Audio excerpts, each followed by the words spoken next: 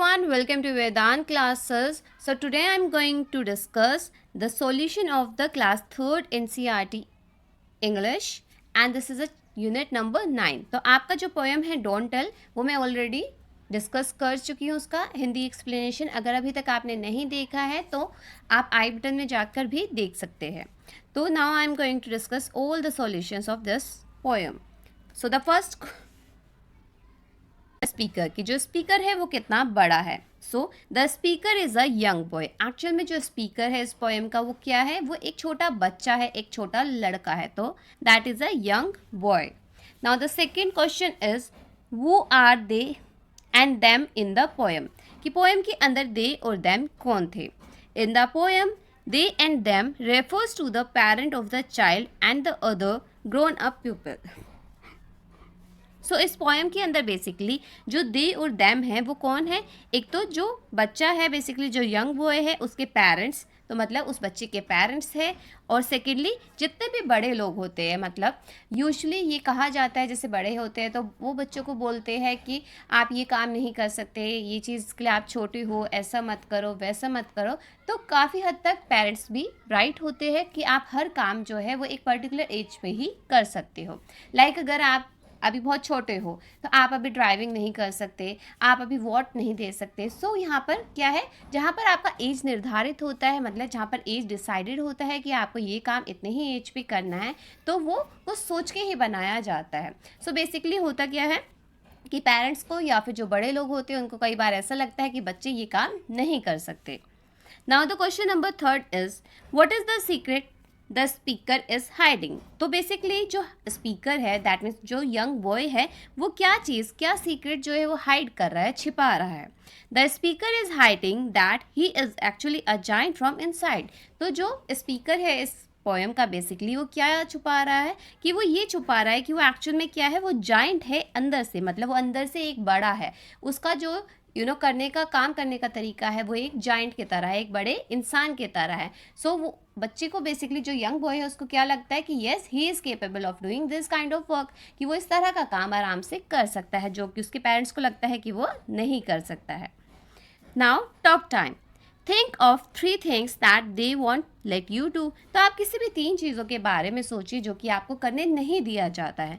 Given below are the 3 lines that they won't let you do. तो यहाँ पर नीचे 3 लाइन्स आपको दे रखी है बेसिकली जो कि आपको अलाउ नहीं किया जाता कि आप उस वर्क को करो. जैसे the first thing is they won't allow me to use electrical appliances. तो बिजली से रिलेटेड जितना भी सामान होता है तो पेरेंट्स या कोई भी जो एल्डर है आपके घर में वो आपको मना करते होंगे कि ऐसे सॉकेट में उंगली मत डालो, प्रेस मत चलाओ, टीवी को ध्यान से चलाओ, प्लग आराम से लगाओ. तो ये सब क्यों कहा जाता है, इसलिए नहीं कि वो काम आप कर नहीं सकते, ये इसलिए होता है बिकॉज आपका सेफ्टी बहुत ज़्यादा इंपॉर्टेंट होता है. बिकॉज आपके पेरेंट्स चाहते हैं कि आपको चोट ना लगे, आपको करंट लग जाए या फिर कोई भी आपके साथ कोई भी मिसहैपनिंग ना हो. सो दैट इज़ वाई जो पेरेंट्स हैं आपको वो चीज़ करने नहीं देते, वो आपको उस चीज़ की परमिशन नहीं देते. बट आफ्टर सम टाइम जब आप उस टाइम तक मतलब आप थोड़े बड़े हो जाते हो, थोड़े मेच्योर हो जाते हो, तो वो आपको अलाउ करने देते हैं बिकॉज उनको पता है कि अब आप उस चीज़ को हैंडल कर सकते हो. Now the second thing is they won't allow me to go shopping in the market alone. Because आपको पता है अभी आप सिर्फ 3rd क्लास में हो, सो दैट मीन्स आप इतने ज़्यादा मेच्योर नहीं हुए, अभी आप छोटे बच्चे हो, तो आप मार्केट में जो है अकेले नहीं जा सकते. लाइक आप शॉप पे जा सकते हो, कुछ मम्मा ने मंगाया है तो आप जा सकते हो, बट आप मार्केट में अकेले सब्जी लेने नहीं जा सकते, आप घर का सामान सारा नहीं ला सकते बिकॉज अभी आप क्या हो, अभी आप बच्चे हो. But after some time when you grown up आप ये सारे जो वर्क है वो ईजिली कर सकते हो. Now the third thing is they won't allow me to drive a car और ride a scooter. So basically अगर आपको पता होगा तो जो स्कूटर होता है, आपको स्कूटर चलाना है या फिर आपको कार चलानी है तो उसके लिए चाहिए हमें लाइसेंस. और लाइसेंस कब मिलता है, बेसिकली जब आप 18 ईयर्स के हो जाते हो. तो जब आप 18 साल के हो जाओगे तो आप क्या कर सकते हो, आप कार भी चला सकते हो, आप स्कूटर भी चला सकते हो. बट तब तक आपको अलाउ नहीं किया जाएगा बिकॉज क्या हो सकता है एक्सीडेंट हो जाए या कोई और कोई प्रॉब्लम हो जाए. सो फॉर दैट पर्पज़ क्या किया जाता है, आपको उस चीज़ के लिए अलाउ नहीं किया जाता. Now the next question is what are the things you would like to do when you are grown up that you can't do now. So basically वो क्या चीज़ें हैं जो कि आप करना चाहते हो कि बड़े होके मुझे ये काम करना है, बट अभी इस वक्त पर आपको करने नहीं दिया जाता. So answer can be I would like to drive a car, handle electronic devices. आप जो इतने भी इलेक्ट्रॉनिक डिवाइसेस है, आपके बिजली से चलने वाली चीज़ें हैं, आप उसको आराम से हैंडल कर सकते हो. एंड आप सोलो ट्रिप पर भी जा सकते हो, मतलब अकेले या अपने फ्रेंड्स के साथ या फिर आप फैमिली के साथ भी. लाइक अभी एक कंपल्शन है कि अभी आप छोटे हो तो आपको फैमिली के साथ ही जाना है. तो आगे जाके ये पेरेंट्स टू पेरेंट्स भी डिपेंड करता है कि वो आपको सोलो भेजना चाहते हैं या नहीं, बट फॉर दैट पर्पस कि इतना सेफ्टी पर्पस नहीं रहता है. So what we can say कि आप शॉपिंग पर जा सकते हो, आप इलेक्ट्रॉनिक डिवाइसेस यूज़ कर सकते हो, आप कार चला सकते हो, और आप ऐसे बहुत सारे वर्क कर सकते हो जो अभी आप छोटे होकर नहीं कर सकते. सो बेसिकली आप जो करना चाहते हो आप वो मुझे कमेंट सेक्शन में लिख कर बता सकते हो. Now next is using the letter of the given word make 3 words. तो आपको क्या करना है, आपको यहाँ पर ये वर्ड्स दे रखे हैं, लेटर्स दे रखे हैं बेसिकली. तो आप इनसे क्या करोगे, कुछ और वर्ड्स बनाओगे. 1 is done for you, black board, mother, vegetable, 1000, helicopter. तो यहाँ पर आपको एक दिया हुआ है बनाकर. सो अब आपको क्या करना है, आपको 3 और बनाने हैं. लाइक अगर सबसे पहले हम देखते हैं तो black board, mother, vegetable, 1000, helicopter. Now black, other, table, sand, help, board, moth, get and pet. Back, her, able, hand, pilot.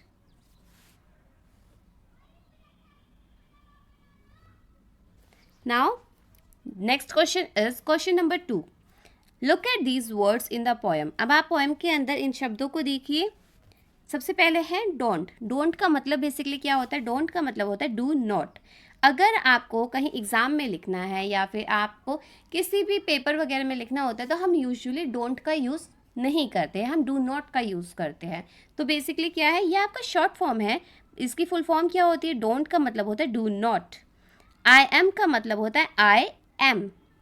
I will का मतलब होता है, यहाँ पर आई अलग होता है एंड देन विल होता है. तो ये जो इधर का है ये शॉर्ट फॉर्म्स है और आपका इधर वाले जो है ये फुल फॉर्म्स है. बट जब भी हम क्वेश्चन आंसर्स लिखते हैं तो हम फुल फॉर्म का यूज़ करते हैं. बट अगर आप आप व्हाट्सएप पे मैसेजेस कर रहे हो या आप किसी भी कैजुअल अपने फ्रेंड्स के साथ बात कर रहे हो तो हम शॉर्ट फॉर्म का यूज़ भी कर लेते हैं.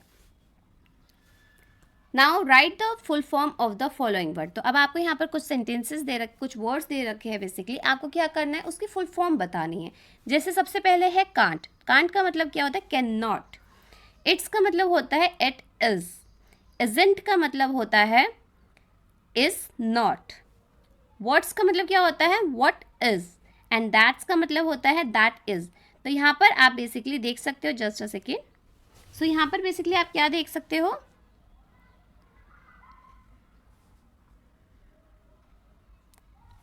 तो आप सी कि कांट का मतलब क्या है, कैन नॉट. इट्स का मतलब होता है इट इज. इजंट का मतलब होता है इज नॉट. व्हाट्स का मतलब होता है व्हाट इज. एंड दैट्स का मतलब होता है that is. I hope it is clear to all of you.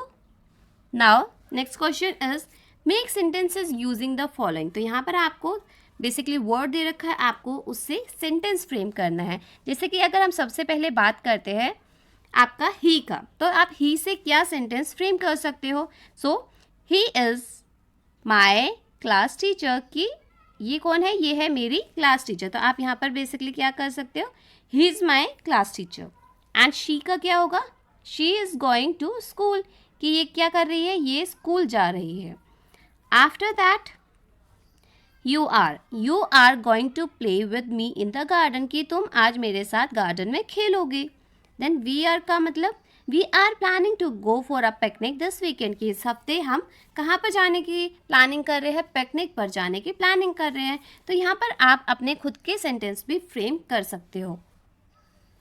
Next question is now right about 2 things you will do when you grow up. तब आप कोई भी ऐसी 2 चीज़ें बताओगे जो आप बड़े होके करना चाहते हो. And you can begin like this. और यहाँ पर आपको बता रखा है कि आपको जो सेंटेंस फ्रेम करना है, मतलब बनाना है, वो कैसे बनाना है. जैसे कि when I grow up I will, और इसके बाद आप जो करना चाहते हो आप वो लिखिए. जैसे मैंने लिखा है when I grow up I will love to travel and explore beautiful places alone, कि जब मैं बड़ा हो जाऊँगा तो मैं क्या करूँगा, मैं अलग अलग जगह पर ट्रैवल करना चाहूँगा, घूमना चाहूँगा और अलग अलग जगहों को देखना चाहूँगा। आफ्टर दैट सेकेंड क्या हो सकता है, when I grow up I will drive a car on my own, कि अभी आपको जो है पापा या मम्मी ड्राइव करके ले जाते हैं, बट जब आप बड़े हो जाओगे तो आप क्या कर सकते हो, आप खुद भी कार चला सकते हो when you get a driving licence. Now it is a team time. Class word chart. How many new words have you learn, तो आपने कितने नए नए शब्द जो है वो याद किए हैं। Write down 3 words you have learn so far, तो आप कोई भी 3 शब्द लिख सकते हो जो अभी तक आपने याद किया है। Write them down on a chart और अ ब्लैक बोर्ड, अब आप उसे या तो अपने चार्ट पेपर पर लिख सकते हैं या फिर आप ब्लैक बोर्ड पर लिख सकते हैं। And tell their meaning to the class, और उसके बाद आप पूरी क्लास को उसका मतलब समझाएंगे। जैसे here are the new words that I have learn from this poem, अब इस पोएम से मैंने कौन कौन से वर्ड्स सीखे हैं, जैसे कि एनफ हो गया, chance, then giant, then patient. अब इनका मतलब, जैसे इनफ का मतलब क्या होता है, एडिक्वेट, कि हाँ हमारे पास इतना सामान है, या मतलब it is enough for me, कि ये एडिक्वेट है, quantity is enough for me. Second is chance. Chance का मतलब क्या होता है, चांस का मतलब होता है अपॉर्चुनिटीज़ मिलना, मतलब आपको मौका मिलना किसी भी चीज़ को लिए। जाइंट, जाइंट का मतलब क्या होता है, ह्यूज पर्सन, एक बड़ा इंसान हम कह सकते हैं, एक बड़ा पर्सन कह सकते हैं, क्योंकि यहाँ पर यंग बॉय ने क्या बोला था, I am giant from inside, कि मैं अंदर से क्या हूँ, मैं जाइंट हूँ, मतलब मैं एक बड़ा व्यक्ति हूँ, एक बड़ा इंसान हूँ। पेशेंट, पेशेंट का मतलब होता है बीइंग टॉलरेंट, मतलब आपका पेशेंस लेवल, बेसिकली बोलते हैं ना कि आप बहुत ज़्यादा पेशेंट है, मतलब आप बहुत ज़्यादा शांत है, आप टॉलरेट कर सकते हैं, आपकी सहन करने की जो शक्ति है वो काफ़ी अच्छी है, यूजुअली मम्मियों की होती है। Now say aloud. Giant, goose, jam, grey, gem, gold, June, gum. Now choose and tick the word, अब आप क्या करोगे, आप उन वर्ड्स को बेसिकली टिक करोगे जिसका जे से साउंड आ रहा है, मतलब जब आप बोलते हो तो जे से वो स्टार्ट हो रहा है। लाइक जनवरी, आप फर्स्ट में देखोगे तो जनवरी मतलब जे साउंड है। गूज, गूज में जो है बेसिकली वो जी साउंड है, जे नहीं है जी है, आप बोलकर भी देख सकते हो। जैम, जैम में बेसिकली जे साउंड आती है और जैम में भी जे आता है। तो जब आप कोई शब्द बोलते हो और उसमें आपको जे की आवाज़ आए तो आपको वो यहाँ पर लिखने हैं, और जहाँ पर आपको जी की, जैसे गूज में आपको क्या आया, बेसिकली जी की साउंड आई, तो वो आपको नहीं लिखना है, ठीक है। आफ्टर दैट जैकेट, तो जैकेट मतलब जे की आवाज़ आ रही है। जिराफ, जिराफ में भी जे की आवाज़ आ रही है। ग्रो, ग्रो में बेसिकली जे की आवाज़ नहीं आ रही है, ठीक है। एंड जुलाई, जुलाई में भी जे की आवाज़ आ रही है। आप ये सेंटेंसेस खुद बोल के देखिए, देन आपको रियलाइज़ होगा कि जे की कहाँ पर साउंड आ रही है और कहाँ पर साउंड नहीं आ रही है। देन जाइंट, जाइंट मतलब giant, J is there. After that grapes, grapes में क्या है, ग आ जाता है, जी आ जाता है बेसिकली। ग्रे, ग्रे में भी जी की साउंड आती है। एंड जून में बेसिकली जे की साउंड आती है, so that is why giant और जून जो है उसमें जे की साउंड आ रही है, सो इसलिए आपने यहाँ पर लिख लिया है। So now our chapter is completed. I hope आपको ये चैप्टर पसंद आया होगा या फिर समझ में आया होगा। अगर आपको किसी भी तरह की कोई भी प्रॉब्लम है, आप कमेंट सेक्शन में पूछ सकते हो, मैं नेक्स्ट वीडियो में उसको रिजॉल्व करने की कोशिश करूँगी या फिर मैं वहीं पर आपको आंसर दे दूँगी। एंड वन थिंग मोर, अगर अभी तक आपने वेदांत क्लासेस को सब्सक्राइब नहीं किया है then please do subscribe our channel, so that आपको यहाँ पर EVS की सारी वीडियोज़ मिल जाएगी with Hindi explanation with the question answers as well, और यहाँ पर आपको इंग्लिश की भी सारी वीडियोस मिल जाएगी। और अगर आपको कोई भी प्रॉब्लम है तो आप कमेंट सेक्शन में लिखकर बता सकते हो। And do like, share and subscribe, अपने फ्रेंड्स को शेयर कीजिए वीडियो, सो दैट आपके फ्रेंड्स भी अच्छे से पढ़ सके। So thank you for watching, stay blessed, have a nice day.